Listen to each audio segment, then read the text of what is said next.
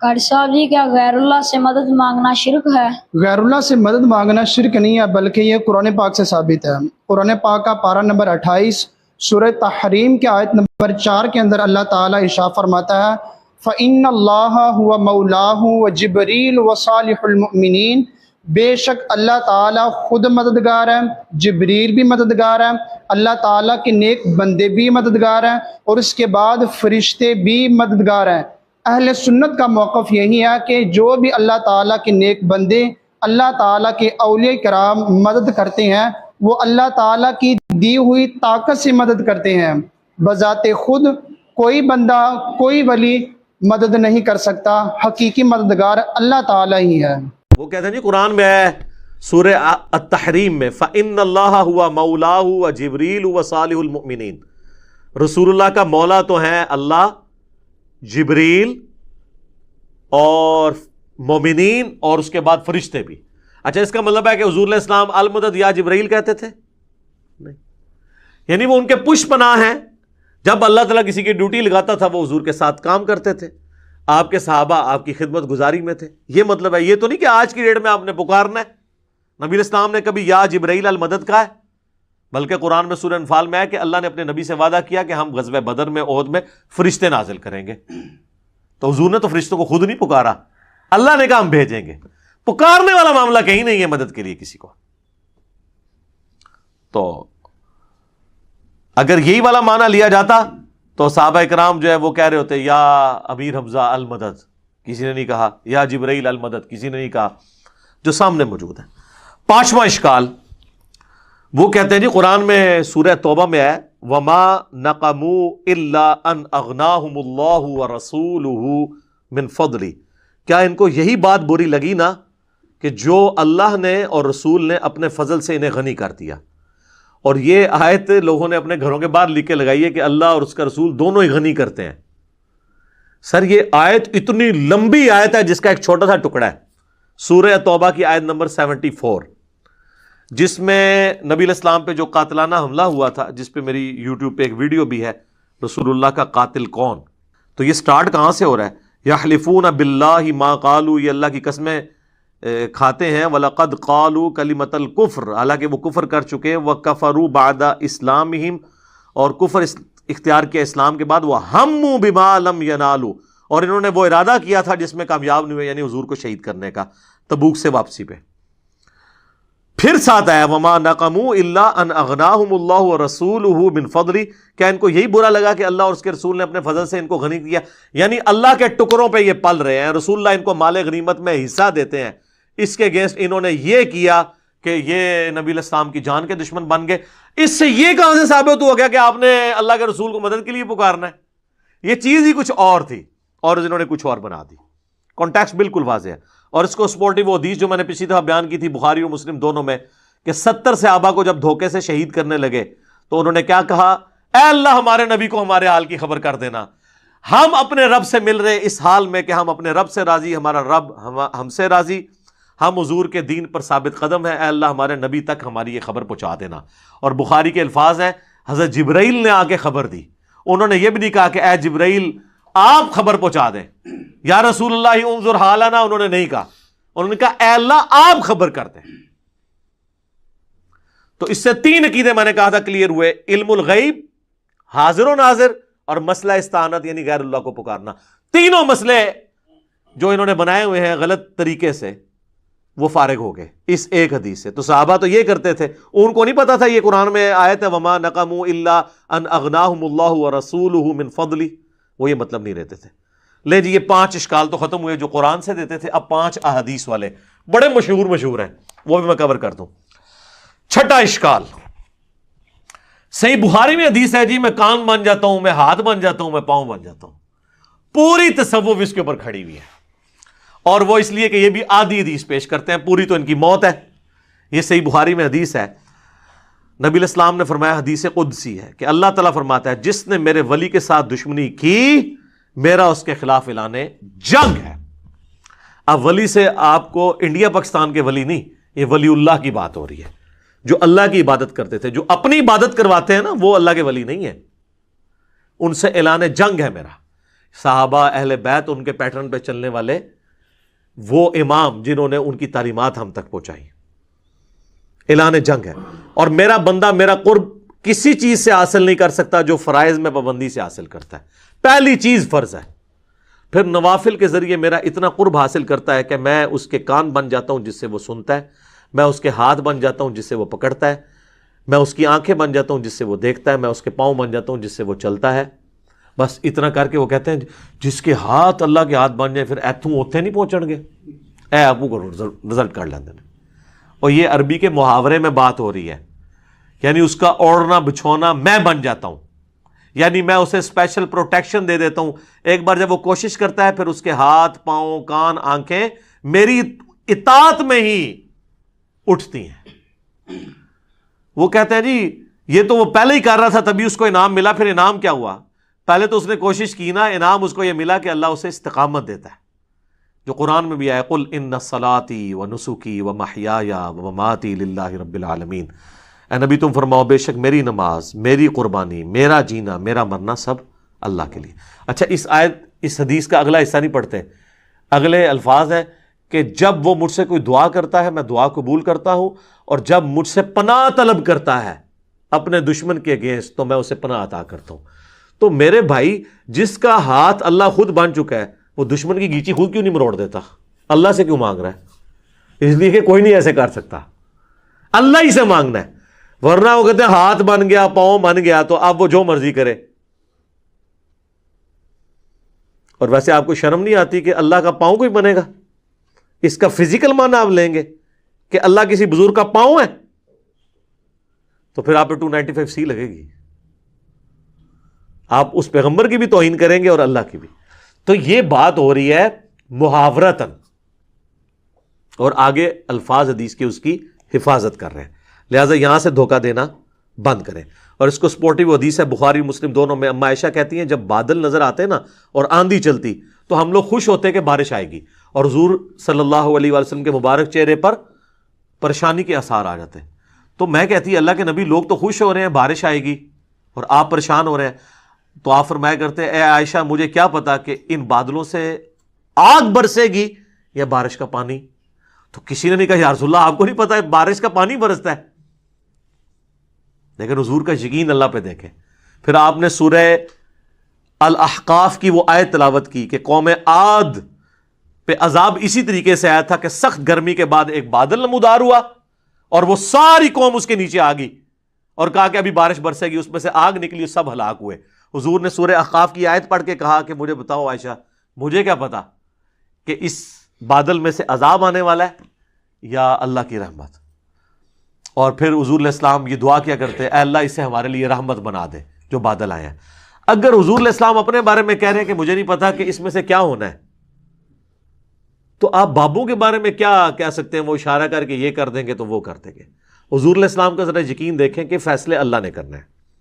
تو میرا خیال ہے یہ کافی ہے.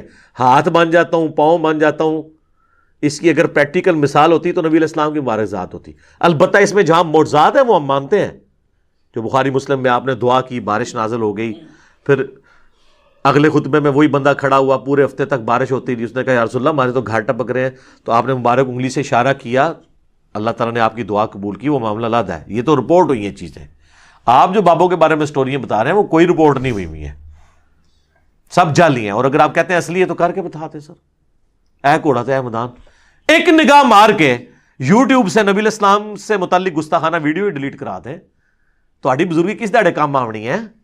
کس دن کام آئے گی آپ کی بزرگی؟ آئے نا. ہمیں تو آپ کہتے ہیں امت مر جائے اگر حضور کے گستاخانہ کھا کے مان رہے ہیں. امت تو بعد مرے پہلے وہ بابے کیوں نہیں مر جاندے جنہوں کی ڈیوٹیاں نے؟ ان کے پاس تو اختیار بھی ہے اور وہ امتی نہیں ہے، انہیں اپنے نبی کا درد نہیں ہے، ان کو تو ہم سے زیادہ ہونا چاہیے نا. تو آپ یہ بھی کہا کریں وہ سارے بابے بھی مر جان جنہوں کو اختیار ہے نگاہ مار کے ڈیلیٹ کرنے دا وہ نہیں کروا رہے. علمی طور سے تو ویسے مر گئے نے ہوں، تو دوسرے طریقے نال بھی مارنا ہے جاتے اس طریقے نال مارو، ساڑی جان چھڑو. اچھا جی 7واں اشکال وہ کہتے ہیں نہیں مسلم شریف میں حدیث ہے حضور نے ایک صحابی سے کہا کہ مانگ کیا مانگتا ہے؟ حضرت ربیعہ سے جو وضو کروایا کرتے تھے سل ربیعہ، تو انہوں نے کہا جنت میں آپ کا پڑوس مانگتا ہوں. تو دیکھیں حضور نے جنت عطا فرما دی. سر یہ حدیث پوری تو پڑھے، اس کے آگے الفاظ ہیں، نبی علیہ السلام فرمایا اس کے علاوہ بھی کچھ مانگنا ہے تو مانگ لو.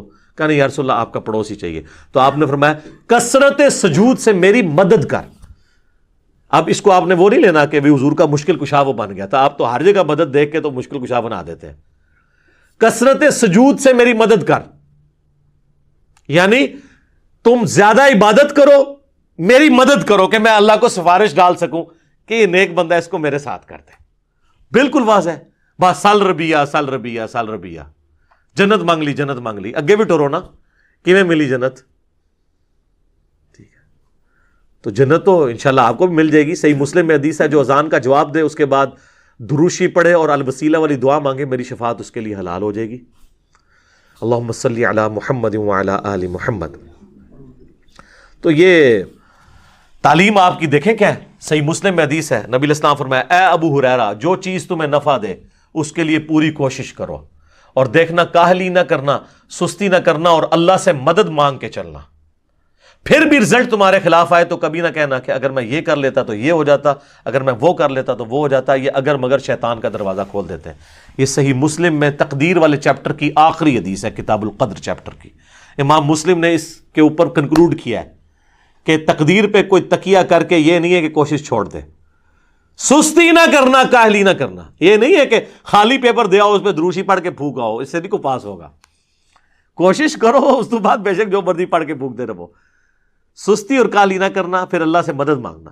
تو نبی علیہ السلام تو کہتے ہیں مدد اللہ سے مانگنا. اور وہ ڈیسائسو حدیث ہے جو جامع ترمذی میں ہے، مشکات میں موجود ہے. نبی علیہ السلام نے، ابن عباس کہتے ہیں مجھے سواری کے پیچھے سوار کیا اور مجھے کہا ہے بیٹے اللہ اکبر، اللہ کے حقوق کی حفاظت کر، اللہ تیری حفاظت کرے گا. ذرا الفاظ غور سے سنیں. اللہ کے حقوق کی حفاظت کر، اللہ تیری حفاظت کرے گا. کیا زبردست الفاظ ہیں. اور اللہ تعالی کے احکامات کی پیروی کر، تو ہمیشہ اپنے رب کو اپنے سامنے پائے گا. تیری مدد کے لیے وہ ہر وقت ہوگا. اور جب بھی تجھے سوال کرنا ہو تو صرف اللہ ہی سے کرنا، اور جب مدد مانگنی ہو وَاسْتَعِن بِاللَّهِ تو صرف اللہ سے مدد مانگنا. اور بچے جان لے اگر پوری امت مل کے تجھے ذرے کے برابر بھی نقصان پہنچانا چاہے اور اللہ نہ چاہے تو نہیں پہنچا سکیں گے. اور اگر ساری امت، زمین و آسمان کی ساری مخلوقات مل کے ذرے کے برابر تمہیں فائدہ بھی پہنچانا چاہے نہیں پہنچا سکیں گی مگر جو اللہ چاہے.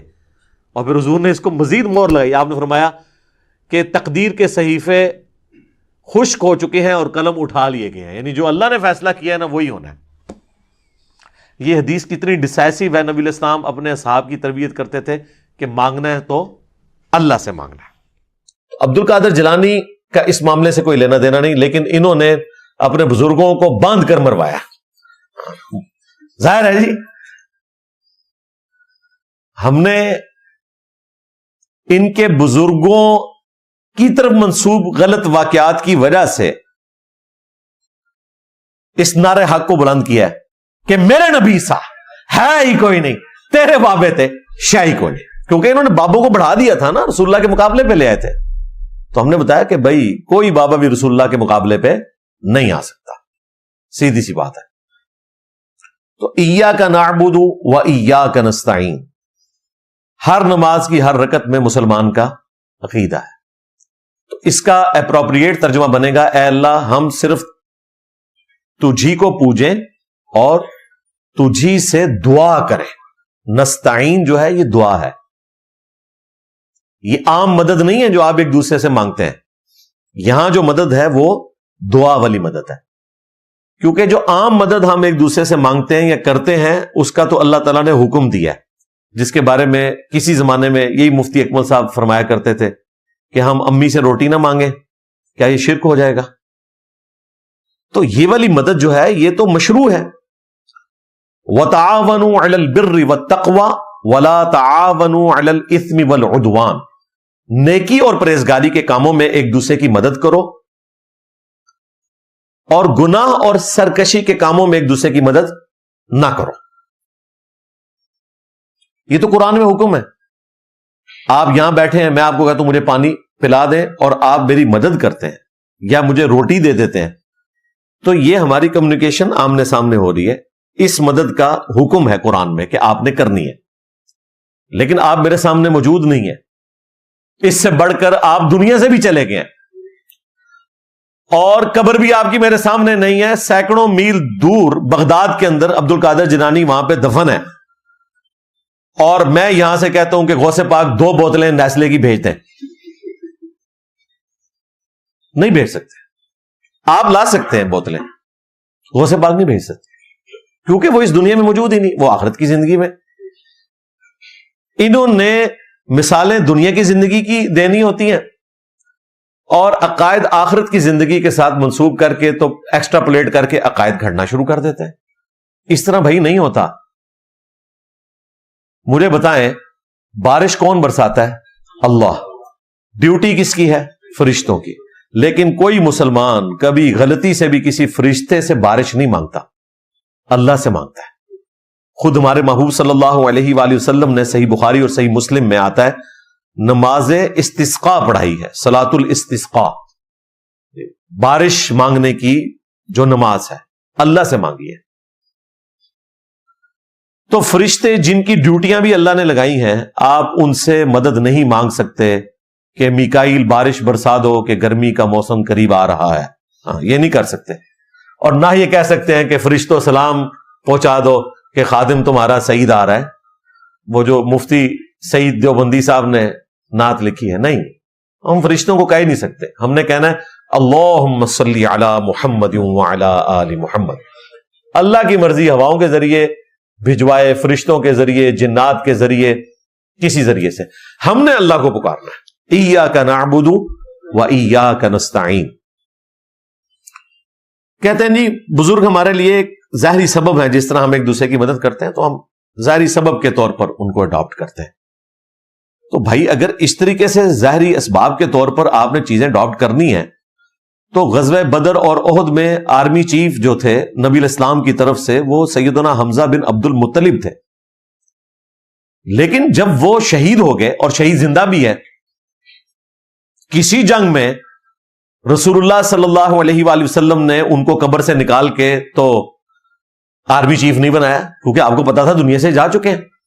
خیبر کے موقع پر مولا علی کو بلایا اور وہ بھی کہتے ہیں جی نبی الاسلام نے مولا علی سے مدد مانگی۔ توبہ توبہ، مولا علی تو اس جنگ میں شریک نہیں ہوئے اشوب چشم کی وجہ سے، ان کی تو اپنی آنکھیں نہیں کھل رہی تھی۔ نبی الاسلام ان کے لیے مشکل کشا بنے اس حوالے سے کہ آپ کا معجزہ ظاہر ہوا۔ وہ بخاری مسلم میں آتا ہے، آپ نے اپنا لعاب دہن مبارک ان کی آنکھوں میں لگایا اور پھر دعا دے کر رخصت کیا، اللہ تعالیٰ نے فتح عطا فرمائی۔ تو یہ جو ظاہری اسباب ہیں، فرشتوں کے ذریعے اللہ تعالیٰ نے اپنے نبی الاسلام کی مدد فرمائی، آپ کے صحابہ اور اہل بیت کو ذریعہ بنایا آپ صلی اللہ علیہ وآلہ وسلم کی دعوت حق کو مضبوط کرنے کا۔ یہ والے اسباب تو بالکل درست ہے، یہ تو ظاہری اسباب ہیں، لیکن جو آپ کے سامنے موجود نہیں آپ اس کو کیسے پکار سکتے ہیں؟ ورنہ میں آپ کو بتاؤں ایک ایسا مشکل کشا ہے جو آپ کے سامنے بھی موجود ہے اور وہ ظاہری سبب بھی ہے، اتنا بڑا ظاہری سبب ہے کہ اس سے بڑا کوئی ظاہری سبب اس پلانٹ ارتھ پہ کوئی نہیں ہے، اور وہ ہے سورج۔ سورج کی وجہ سے ساری کی ساری زندگی آباد ہے اس کرۂ ارض میریکل پلانٹ ارتھ کے اوپر۔ سورج کی وجہ سے کھیتیاں اگتی ہیں، ان کھیتیوں کو ہم کھاتے ہیں، ان کھیتیوں کو جانور کھاتے ہیں اور جانوروں کو ہم کھاتے ہیں۔ یہ سارے کا سارا فوڈ سائیکل سورج کی وجہ سے چل رہا ہے۔ سورج کی وجہ سے سمندروں کا پانی ایویپوریٹ ہو کر گلیشیئرز کی فارم میں سٹور ہوتا ہے پہاڑوں کے اوپر، اور پھر اسی سورج کی روشنی سے، اس کی تپش کی وجہ سے وہ پگھل کر دریاؤں کی شکل میں آتا ہے، اور ان دریاؤں سے ہم پانی حاصل کر کے اپنی کھیتیاں اگاتے ہیں، اور اسی کی برکت سے بارش بھی برستی ہے۔ دنیا پہ ہواؤں کا چلنا، موسموں کا بدلنا اگر کسی ایک ظاہری سبب کے اوپر ڈیپینڈنٹ ہے نا، وہ سورج ہے۔ لیکن کسی مسلمان کو تو چھوڑ دیں، کبھی کسی کافر کو بھی وہم نہیں آیا کہ وہ سورج کو مدد کے لیے پکارے۔ خود انبیاء کی زندگی بھی سورج کے اوپر ڈیپینڈنٹ ہے۔ کہاں لکھا ہوا ہے؟ جی قرآن میں لکھا ہوا ہے، عیسیٰ اور ان کی والدہ دونوں کھانا کھایا کرتے تھے، یعنی عیسیٰ اور ان کی والدہ کھانے کے محتاج تھے، اور وہ کھانا کہاں سے آتا ہے؟ سورج کے ذریعے سے زمین اگاتی ہے.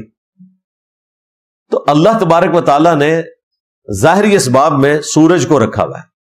سورج ختم ہو جائے تو یہ زندگی ختم. تو کیا ہم سورج کو مدد کے لیے پکارنا شروع کر دیں گے؟ شرک ہو جائے گا بھائی. یہ اتنا سادہ معاملہ نہیں ہے. یا غوث اعظم المدد کہنا دراصل شیخ عبد القادر جیلانی کو معبود بنانا ہے. ہاں جی، یہ صرف مدد نہیں ہے، یہ معبود مان رہے ہیں آپ ان کو. جی کہاں لکھا ہوا ہے؟ قرآن میں لکھا ہے اَمَّن يُجِيبُ الْمُضْطَرَّ إِذَا دَعَاهُ. بھلا بتاؤ تو کون ہے جو مصیبت اور پریشانی میں گھرے ہوئے شخص کی فریاد کو سنتا ہے. وَيَكْشِفُ السُّوءَ، اور اس سے اس کی برائی کو دور کر دیتا ہے. وَيَجْعَلُكُمْ خُلَفَاءَ الْأَرْضِ، اور تمہیں زمین پر اگلوں کا خلیفہ کرتا ہے. یعنی تمہارے ماں باپ مرتے ہیں، تم آؤ گے، تم مرو گے، تمہاری اولاد. اللہ تعالیٰ زندہ ہے اور یوں زمین پر خلافت کو بانٹتا چلا جاتا ہے. اِلَٰهٌ مَّعَ اللَّهِ، کیا اللہ کے ساتھ کوئی اور معبود بھی ہے جس کی یہ کوالٹی ہو کہ وہ مصیبت اور پریشانی میں تمہاری تکلیف کو دور کر دے؟ قَلِيلًا مَّا تَذَكَّرُونَ، بہت کم ہی تم نصیحت حاصل کرتے. اس آیت میں اللہ تعالیٰ نے فرما دیا کہ جب تم کسی ایسی ہستی کے بارے میں ایسا عقیدہ رکھتے ہو کہ وہ مصیبت اور پریشانی میں تمہاری دعا کو سنتا ہے، تو وہ صرف وہی ہستی ہے جو تمہارا معبود ہے. اور اگر کسی اور ہستی کے بارے میں ایسا عقیدہ کلیم کیا تو گویا تم نے اسے معبود مان لیا. کہتے ہیں جی ایاک نستعین میں یہ تو لکھا ہے کہ ہم اللہ ہی سے مانگتے ہیں. یہ کہاں لکھا ہے کہ اللہ کے سوا کسی اور سے نہیں مانگتے؟ جی نہیں مانگتے، وہ یہاں لکھا ہوا ہے اِلَٰهٌ مَّعَ اللَّهِ.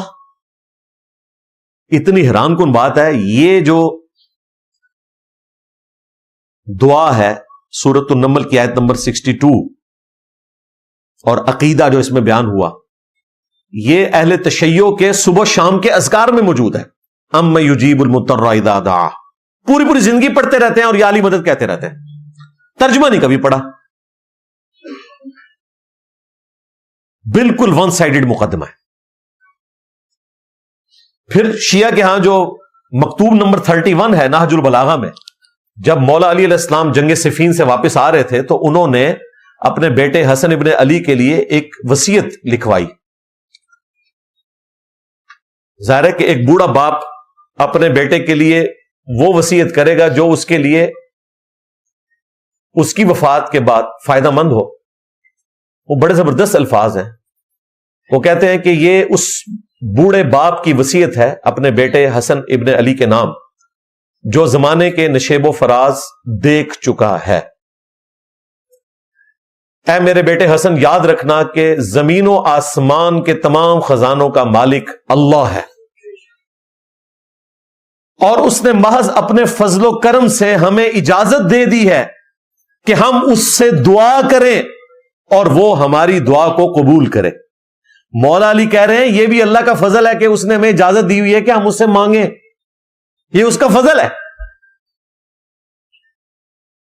اس نے ہمیں اجازت دی کہ ہم اس سے سوال کریں تاکہ وہ ہمارے سوال کے جواب میں ہمیں عطا کرے.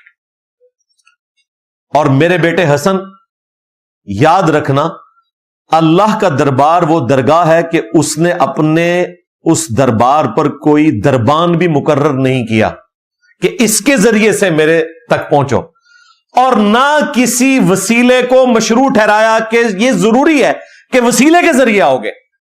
یعنی حسن ابن علی کو مولا علی کہہ رہے ہیں کہ نہ تو وسیلہ کو مشروع کیا گیا اور نہ ہی اللہ تعالیٰ نے کوئی دربان کھڑا کیا ہے کہ اس کی اجازت سے اللہ کے پاس تم نے جانا ہے. تم نے ڈائریکٹ اللہ سے مانگنا ہے. اور مولا علی کا یہ خط عین قرآن کے مطابق ہے. وَإِذَا سَأَلَكَ عِبَادِي عَنِّي فَإِنِّي قَرِيبٌ. اور اے میرے محبوب صلی اللہ علیہ وآلہ وسلم، جب میرے بندے تم سے میرے متعلق پوچھیں تو تم فرماؤ میں تمہارے بالکل قریب ہوں. اجیب دعوت الداعی اذا دعان. ہر پکارنے والے کی پکار کو سنتا ہوں جب وہ مجھے پکارے. لیکن فَلْيَسْتَجِيبُوا لِي وَلْيُؤْمِنُوا بِي لَعَلَّهُمْ يَرْشُدُونَ. لوگوں کو بھی چاہیے نا کہ میرا حکم مانے اور مجھ پر ایمان لائیں، جیسا کہ ایمان لانے کا حق ہے، تو رشد و ہدایت پا جائیں گے. یعنی اس آیت مبارکہ میں اپنے محبوب صلی اللہ علیہ وآلہ وسلم کے ذریعے اللہ تعالیٰ پوری انسانیت سے یہ کہہ رہا ہے کہ میں ہر بندے کے بالکل قریب ہوں، جب بھی وہ مجھے پکارتا ہے ہر پکارنے والے کی پکار کو سنتا ہوں۔ تو مولا علی نے جو بات کی ہے وہ خود سے نہیں کی، یہ قرآن میں لکھی ہوئی ہے۔ اب یہ بڑا اچھا موقع تھا کہ اے میرے محبوب، جب میرے بندے آپ سے پوچھیں میرے متعلق تو تم فرماؤ کہ میں تو بہت بلند ہوں، جس طرح دنیا میں ایک وزیر اعظم تک پہنچنے کے لیے پہلے کونسلر تک پہنچنا پڑتا ہے، پھر ایم این اے تک، پھر کسی وزیر تک، پھر چیف منسٹر اور پھر پرائم منسٹر تک آپ پہنچتے ہیں، اس طرح اتنی ساری ہستیوں سے پہنچ کر میرے تک پہنچو۔ یہ تو بات ہی نہیں ہوئی۔ اللہ کہہ رہا ہے فَإِنِّي قریب، میں بالکل قریب ہوں۔ یہ دنیا کی مثالیں ہیں بھائی، اللہ کے لیے آپ کوئی اس طرح کی مثال بیان نہیں کر سکتے، یہ ذہن میں رکھیے گا۔ ہمارے استاد ڈاکٹر اسرار صاحب نے کہا تھا یہ سورۃ البقرہ کی آیت نمبر 186 is the Magna Carta of humanity, انسانیت کا میگنا کارٹا ہے، جو 16ویں اور 17ویں صدی عیسوی میں گریٹ برٹن نے اپنے آئین میں یہ چیز داخل کی تھی۔ اسے میگنا کارٹا کہا جاتا تھا کہ ہماری رعایا میں سے ہر شخص کا یہ حق ہے کہ وہ حکمران سے اپنے حقوق کے لیے سوال کر سکتا ہے۔ تو ڈاکٹر سراج صاحب کہتے تھے یہ انسانیت کا میگنا کارٹا ہے۔ وَإِذَا سَأَلَكَ عِبَادِي عَنِّي فَإِنِّي قَرِيب۔ اور دیکھیں دنیا کے بادشاہ تو مانگا جائے تو ناراض ہوتے ہیں، اور ہمارا رب وہ ہے کہ اس سے نہ مانگا جائے تو ناراض ہوتا ہے۔ ان الذین یستکبرون عن عبادتی، سورہ المؤمن کی آیت نمبر ہے 60، بلکہ جامعہ ترمذی میں اس کا کانٹیکسٹ موجود ہے۔ نبی علیہ السلام نے فرمایا الدعاء هو العبادہ، دعا ہی تو عبادت ہے۔ یعنی کسی سے مانگنا، جس کو میں اپروپریٹ ترجمہ کرتا ہوں غائب میں مدد کے لیے پکارنا، دعا کرنا، وَإِيَّاكَ نَسْتَعِينُ، جو اللہ کے ساتھ خاص ہے، یہ عبادت ہے۔ الدعاء هو العبادہ، دعا ہی تو عبادت ہے۔ پھر نبی علیہ السلام نے قرآن پاک کی آیت پڑھی سورہ المؤمن، جسے سورہ غافر بھی کہتے ہیں، آیت نمبر 60،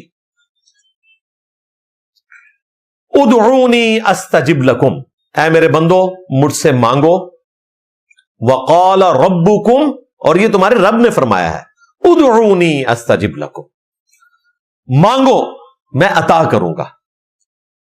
ان الذین یستکبرون عن عبادتی، بے شک جو لوگ مجھ سے دعا کرنے میں تکبر کرتے ہیں۔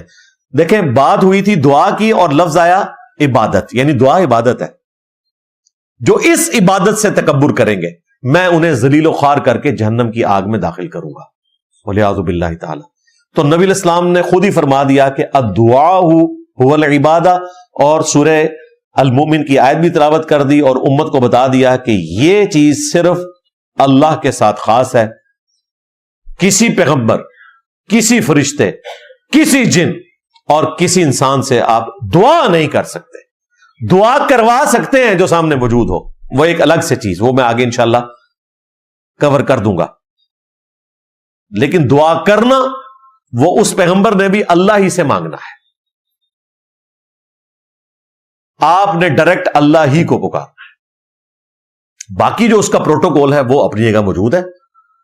وہ جامعہ ترمذی میں آیا کہ اللہ کا ذکر اور دروشی پڑھ کے جو دعا مانگی جاتی ہے وہ اللہ تعالیٰ قبول کرتا ہے، وہ دعا کا پروٹوکول ہے، وہ آپ نے ضرور اہتمام کرنا ہے اس حوالے سے۔ باقی یہ جو چند ایک رٹے رٹائے جملے اس حوالے سے یہ بول دیتے ہیں، قرآن پاک کی آیات کی تحریف کر دیتے ہیں۔ جی قرآن میں آپ غیر اللہ سے مدد مانگ سکتے ہیں، جی کہاں لکھا ہے؟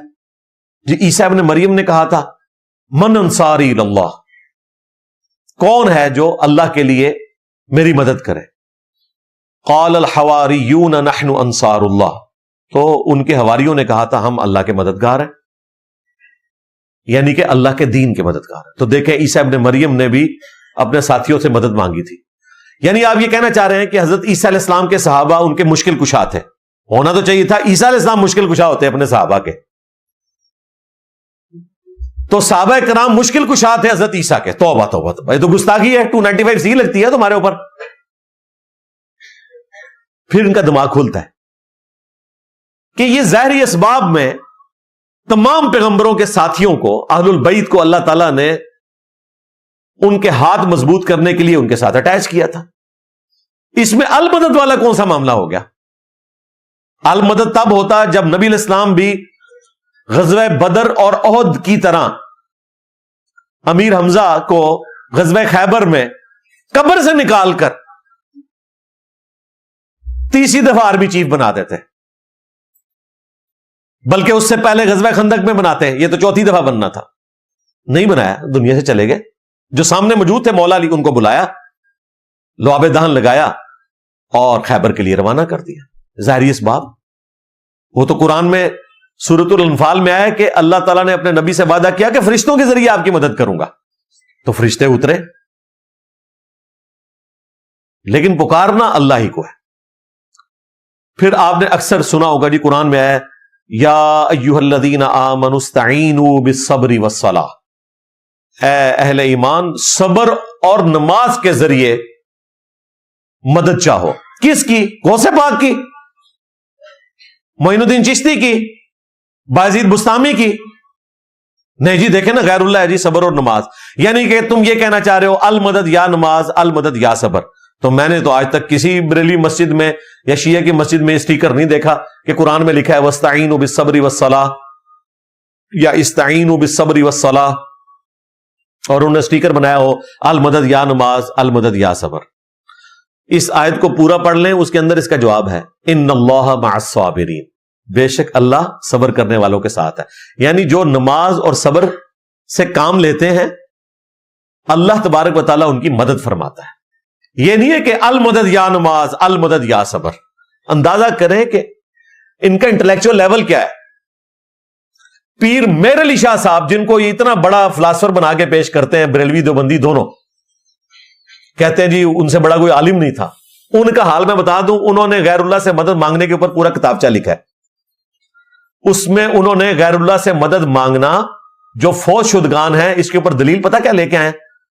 وَتَعَاوَنُوا عَلَى الْبِرِّ وَالتَّقْوَى وَلَا تَعَاوَنُوا عَلَى الْإِثْمِ وَالْعُدْوَانِ، نیکی اور پرہیزگاری کے کاموں میں ایک دوسرے کی مدد کرو اور گناہ اور سرکشی کے کاموں میں مدد نہ کرو. یہ آیت لکھی، انہوں نے کہا اس آیت سے ثابت ہوتا ہے کہ آپ مرے ہوئے بندوں سے قبر میں جو پڑے ہوئے ہیں ان سے مانگ سکتے ہیں. لو سامو. جب پیر میر علی شاہ صاحب کی قرآن فہمی کا یہ حال ہے تو باقی بابے تو شاہی کوئی نہیں. میں دسے سارے ہی باپا جانی جی اپنے اپنے زمانے دے، سارے نے یہی حال جائے، کتھوں چیز چکتے نے، کتھے جا کے رکھتے نے. اللہ سے ڈر جائیں. امت کو توحید کی بجائے آپ نے شرک کے پیچھے لگا دیا، اور شرک کو جسٹیفائی کرنے کے لیے آپ نے قرآن و سنت کے دلائل بیان کرنا شروع کیے ہیں. زور آپ کا اس پہ ہونا چاہیے تھا کہ لوگ شرک سے بچیں. اس پہ زور لگانے کی بجائے آپ نے یہ بتایا کہ کون کون سے شرکیہ کام ہیں جو توحید ہو سکتے ہیں قرآن و سنت کی روشنی میں. یہ انہوں نے کرنے کی کوشش کی ہے.